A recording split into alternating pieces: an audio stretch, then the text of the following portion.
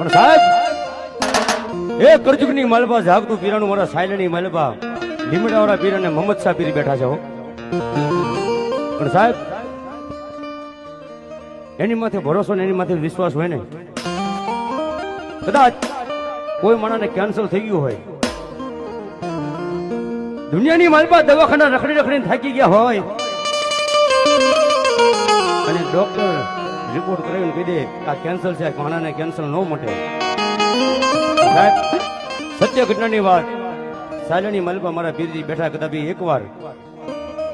એ એના મંદિરે જઈ અને દુઃખના બે હાવડા પાડી દે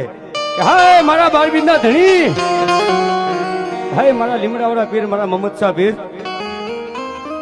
દુનિયાના ડોક્ટર આજે એમ કહેશે કેન્સર છે ન મટે,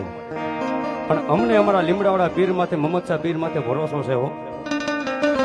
સાહેબ કદાપી ઓછડો ટપોરો કરે ને મારા મોહમ્મદ શાહ પીર બોલે જગદીની માલબા, હે મારા દીકરા, હે મારા દીકરા, કાળા માથાના માનવી ભલે તને ના પાડે,